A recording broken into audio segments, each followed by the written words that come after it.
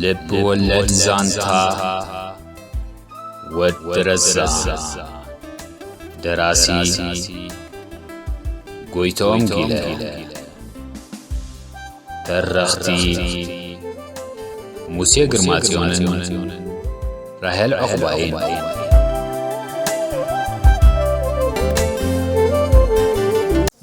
أبزا زلنا يا رستي أدامن حيوانن زغونة مرت أبزا دقيق زيا بزح أكي قبري يفتسأم هالو أبزا دقيق زيا جغانو أحواتنا بتئت سلاي يودكو اللو أبزا دقيق زيا بزحات أحواتنا بسر مجزعتي يسددو اللو أبزا دقيق زيا بعل زبيزي مسحدت اللام عركي دكيس الله أبزا دقيق زيا قاسم سخراميو أيربحنيو يلوم يحامين اللو أبزا دقيق زيا سبات داس حزن سريحهم يبخي اللو أبزا دقيق زيا عرك حلفوت عشان دايبالي النابلو ناب اندوالي اتولو أبزا دقيق زيا سبعين سبيتن تبايزهم نبرتهم يمقلو اللو أبزا دقيق زيا فقرات سحت يلوم بمقيا فقرهم كم زحدسوس تفلترو أبزا دقيق زيا كلت فقرات أب عراتهم تحققفهم ينقرقروا اللو أبزا دقيق مسبلة زربو بمقرات نتاب يمانا إيدو قد النبلة عتيرواز نبرا برلميس أب أفو تخيلو كي عرفة تنقق أبلا ودي تبعتها ينبر قوالن السيجي ماكراي زبها النقر يبلا مغنياتو نسا ويتتقلع ويدما تفكريا أنا ولدي زمت لي زبيتي دمريه نمن داي كم تمرع خواقن كساب حجي أي ترد أنن شعو تبق نابران طعم هيوتن كم زنبرنجن بفتسم أي كحدونيه بممرعاوي كحجوسي نيره عجيجن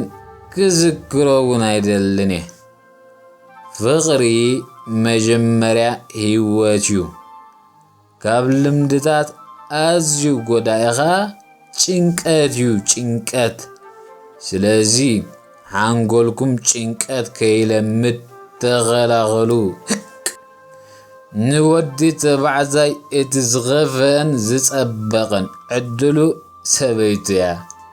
قبلو اسمعني ريه انه دمالومي اباي بصيحو عدلي كابت زتسبق زيكونس كابت ازيو زغفه خوينو بسنكا ابسغاي ينبر الغو سلازي كم سبيتكم چكان زيكونتسي كم ولاديتكم لوح سبيتك بصحاكم انتي بلبكم تقليو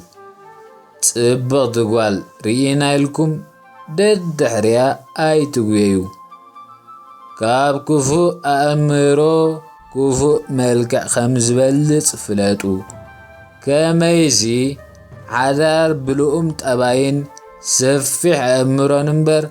بصبغ ملكعن حيلن هابتن كغوم رينا سلا زين فلت مسرتو نسي كونن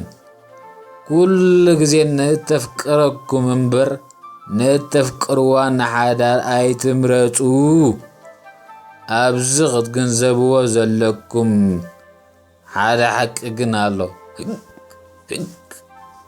نسبيتي صبغتي زغبرا املاغيو ماراغيت وي صحابيت زغبرا گن سيطانيو سلازي መጻወቲ ሰይጣን ከይትኾኑ ደድዕሪ ጽቡቕ ትጓልካ ምጉያይ ተቖጠቡ። ኣብዛ ደቂቕ እዚኣ ምንም ዘይፈልጥ ህፃን ብጨርቂ ተጠቕሊሉ ይጓሓፍ ከም ዘሎ ዘክሩ ምስ በለ እቲ ኣብ መንጎ ጥሕንን ኩራራን ኮፍ ኢሉ ዘረባ ኣብዛ ደቂቕ እዚኣ ብጽሞና ክሰምዕ ዝጸንሐ ወዲ ረዛን ብሃንደበት ርእሱ ደፊኡ ዝም በለ። ነቲ ገና ዘይተመለሰ ናይ ወትሩ ሕቶኡን ዘይተፈትሐ ሓደገኛ ናይ ቀትለት ሽግሩን ዘኪሩ ኸኣ ቃዘነ። ኩራራውን ነታ መጻወት ሰይጣን ከይትኾኑ ደድሕሪ ጽቡቕ ትጓል ካብ ምጉያይ ተቖጠቡ እትብል ዘረባ ኣብዛ ደቂቕ እዚኣ ስለ ዝተንከፈቶ ብኣኣ ክሓስብን ዝን ኢሉ ስለ ዝነበረ ንወዲ ረዛን ኣየስተባሃለሉን። ወዲ ረዛን ቀተልቲ ወሓዚት እንተዘየምፂኡ መርመርቲ ወንጀል ምርመራ ምእንቲ ገንዘብ ካብ ኣቶ የማነ ክረኽቡ ክብሉ ንዕኡ ከም ቀታሊ ወንጅሎም እንተወሓደ ን15 ዓመታት ወይ ድማ ንሕልፈት ከእስርዎ ከም ዝኽእሉ ኣጸቢቑ ይፈልጥ ስለ ዝነበረ ሻቐሎቱ ልዑል ነይሩ። ኣብዛ ደቂቕ እዚኣ እውን ህይወት ኣሉታውያን ክንከውን ዋላ ዝሃበት ምኽንያት ተሃበና ብእወንታ ሓሲብና ግን ንመክታ ዋላ ኣብ ዝኸበደ ግዜ ኸኣ ፍሽኽታ ኣይፈለየና። ፍሽኽ ምባልና ሕጉሳት ምዃንና ጥራይ ዘይኮነ ዝሕብርሲ ሓያላት ምዃንና እውን የርእዩ ብምባል ዘረብኡ ወዲኡ ነታ ሳልሰይቲ ብርልኡ ኣልዒሉ አንቃዕሪሩ አንቆርቆራ።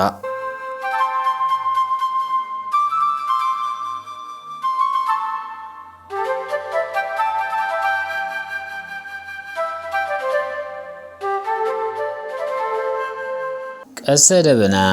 እንታይ ማለት እዩ ብምባል ተመሊሱ ሓተቶ ኣብዛ ደቂቕ እዚኣ ህዋ ቀስተ ደበና ዳ እዛ ብርቱዕ ዝናብ ክመጽእ ከሎ ወፅያ ከም ዝነፍስ ትገብሮ ትበሃል ሓቀይ ብልምዲ እኳ ቅናታ ኣደይ ማርያም ኢልና ኢና ንፅውዖ እዛ 7 ሕብሪ ዘለዋ ምልክት እያ ምሽ ሓተተ ኩራራ ብወገኑ እወ ጽቡቕ ኣለኻ ንስያ ካበያ ግን መጽያ ንምንታይ ከማይ ክሃርም ከሎ ጥራይ ትርአ ሓተቶ ብዛ ደቂቕ እዚኣ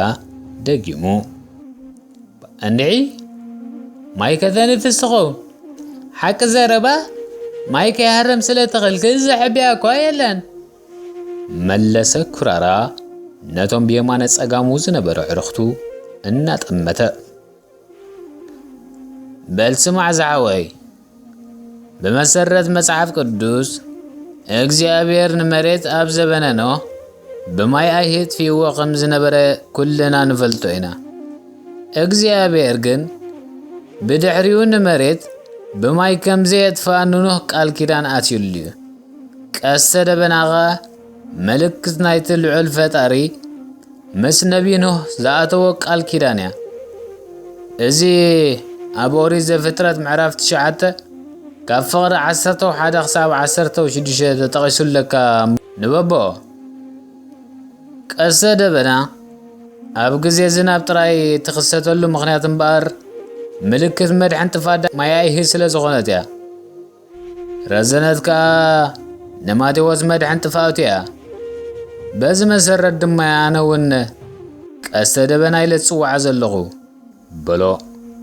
እውይ ናይ ባሕቂ መድሕነይ ኣብዛ ደቂቕ እዚኣ ማዕረይ ብምባል ወዲ ረዛን እውን ካብ ኮፍ መበሊኡ ተንሲኡ ብኽልተ ኢዱ ሓቒፉ ሰዓሞ እምበኣርከስ ሎሚ ሓደ ኣገዳሲ ትምህርቲ ክንመሃር እሞ ነፍሲ ወከፍኩም እስከ ነዝህበኩም ምኽሪ ብጽሞና ሒዝኩም ወይ ጽሒፍኩም ከተተግብርዎ ፈትኑ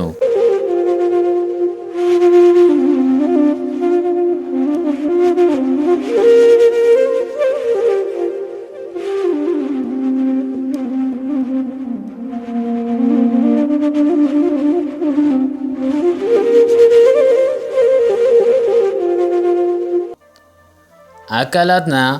ሰለስተ ዝተፈላለዩ ምድብ ናይ ስራሕ ግዜያት ኣለዎም። ቀዳማይ ኣካላትና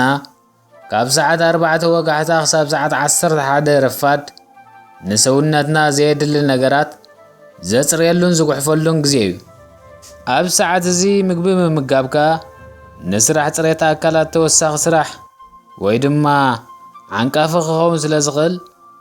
ኣብ ዝተጠቕሰ ሰዓታት ተዘይተመገብና ይምረጽ። ካልኣይ ካብ ሰዓት 11 ቅድሚ ቀትሪ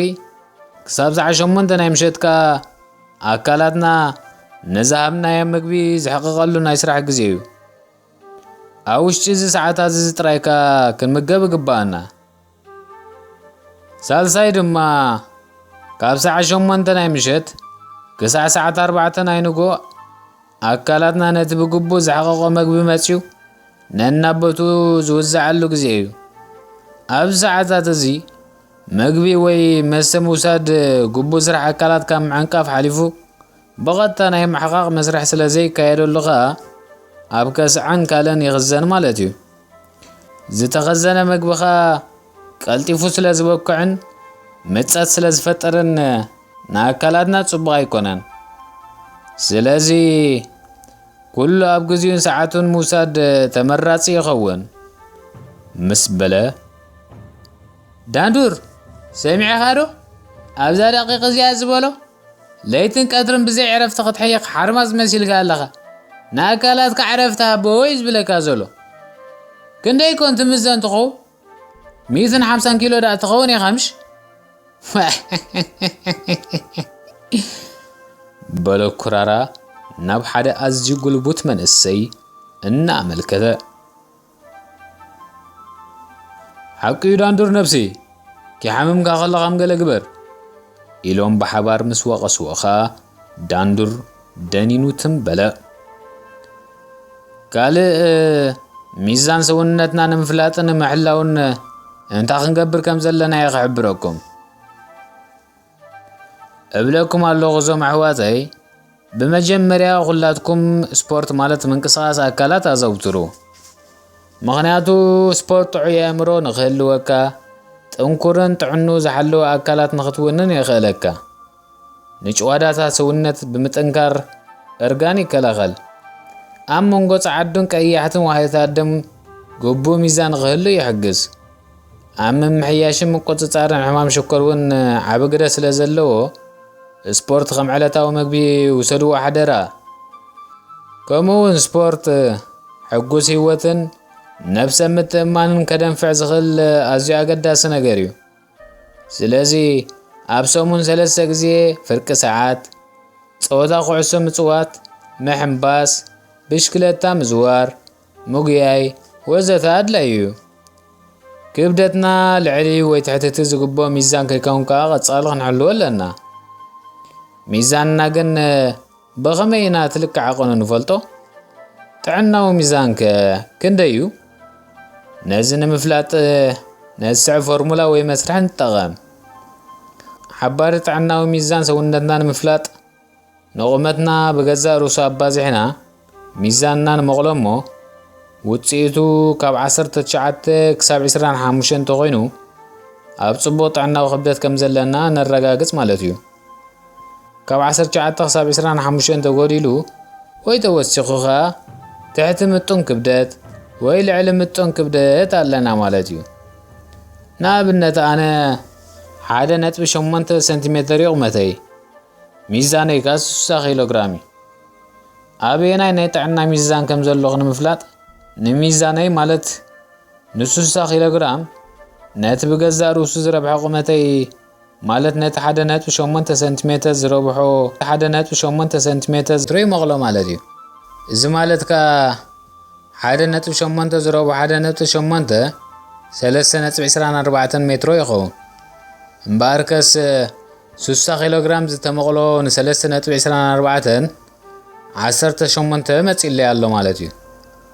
18 ትሕቲ 19 ስለ ዝኾነ ኸ ጥዕናዊ ሚዛነይ ካብቲ ኾነ ዝግብኦ ጎዲሉ ኣሎ ማለት እዩ። ስለዚ ሚዛን ክውስኽ ኣለኒ። በዚ ኣብ ላዕሊ ዝተጠቕሰ ኣገባብ ተራቢሑን ተመቒሉን ካብ 19 ተቲሒቱ ወይ ከዓ ካብ 25 ተልዕሉ ግን ኣብ ጥዕናኻ ብፍኽሰት ወይ ብክብደት ሚዛን ሰውነት ክትሓምም ዓብ ተኽእሎ ከም ዘሎ ምግንዛብ የድሊ ምስ በለ ጽናዕ ኣብ ዘደቂ እዚያ ቧ እዚ በልጋ ፈጺሙ ይተረዳእና በጃኻ ድግመልና በልዎ ብሓባር ሕራይ ጽቡቕ ንስኻ ዝሓወይ ክንደይ ይቕመትካ በሎን ሕርገጽ ኣነዳ ሜትሮን 70 ሚዛንካ ኸ 96 ኪሎ እየ ዝምዘን በል ብሓደ ኮይና ጥዕናዊ ክብደትካ ክንደይ ምዃኑን ምፍላጥ ኣርቢሕና ንምቃል ፈለማ ንቑመትካ ብገዛእ ርእሱ እንተዳ ኣርቢሕናዮ ማለት 1.7 ብ1.7 ሜትሮ እንተዳ ኣርቢሕናዮ 2.89 ሜትሮ ይመጸልና ማለት እዩ ቀጺልና ሚዛንካ ንውጽኢት ቁመትካ ንመቕሎ ማለት እዩ ስለዚ 96 ዝተመቕሎ 2.89 33 ይመጸልና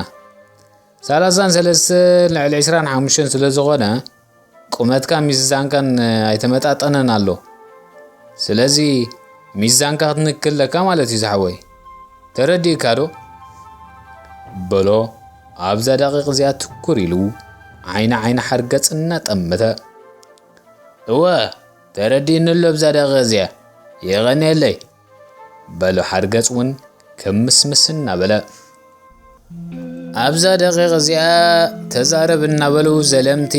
ማለት ዓመሲ ንወዲ ሰብ ብሕሱም ስለ ዝሃርምዎ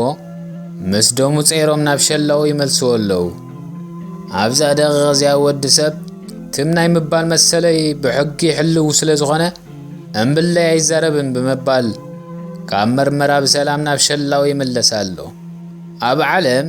ብኣውቶክራት ማለት ብውልቀ መላኺ ወይ ድማ ብሓደ ፖለቲካዊ ሰልፍና ተመርሐት ዝማዕበለት ወይ ዝበልጸገት ሃገር የላን ካብ ዒራቅን ሊብያን ትህብትም ሃገር ኣብ ዓለም የላን እዘን ብውልቀ መልእኽቲ ዝምራሕ ሃብታማት ሃገራት ግን እንታይ ይመስላ ኣለዋ ራእይወን ኣብ ዓለም ዘይ ዲሞክራሲያዊ መንግስቲ ዘማዕበለ ሃገር የላን ስለዚ ካብ ኣውቶክራትን ዕብየትን ምዕባለን እትጽበዩ ሰባት ካብ በቕሊ ምሂር ማለት ውላድ ፈረስ ምጽባይ ምዃኑ ፍለጡ ድሓር ምዕባለ ብጽፈት ምሕደራ እምበር ብሃብትን ትሕሶና ይረጋገጽን እዩ ምስጢር ጽፉፍ ምሕደራኻ ሃብታም ይኹን ድኻ ገዲም ይኹን ሓድሽ መንግስቲ ንኸተግብሮ ዘየጸግም ኣዝዩ ይቐሊል ነገር እዩ ምኽንያቱ ተሓታትነትን ግልጽነትን ቁጽጽርን ርእሰ ቁጽጽርን ብሰበ ስልጣን መንግስቲ ዘይኮነስ ብህዝብን ብወከልቲ ህዝብን ተተሓልዩ ጽፉፍ ምሕደራ ንኸልወካ ዘጸግም ነገራት የብሉን ስልጣን ህዝብን ወከልቲ ህዝብን ዝመንዝዕ መንግስቲ ጽፉፍ ምሕደራ ክህልዎ ምጽባይ ግን ሕልሚ እዩ ከም ሰብ ንዝኾነ ነገር ክትፈርሕ የብልካን ፍርሒ ኣብታ ውሽጢኻ ዘሎ ጸልማት እያ ትፍጠር ዘፍርሕ ነገር ኣሎ ኢልካ እንተሓሲብካ ኣብ ገዛእ ርእስኻ ዘለካ ክብርን ኣድናቖትን ብምዕባይ ኣብ ውሽጢኻ መብራህ ትወልዕ ተባዕ ኹን ፈራሕ ሰብሲ ከዘርየሉ እንተመጻእኻ መተዓረቂ ይኸውን ከም ዝበሃል ሽግር ካርዮም ክሕግዙኻ ምስ ዝመፁ ሰባት እውን ኣይትበኣስ ንዓወት እውን ኣይትጽበያ ትሚልካ ጥራይ ስራሕካ ስራሕ እሞ ባዕላ ክስዕበካ እያ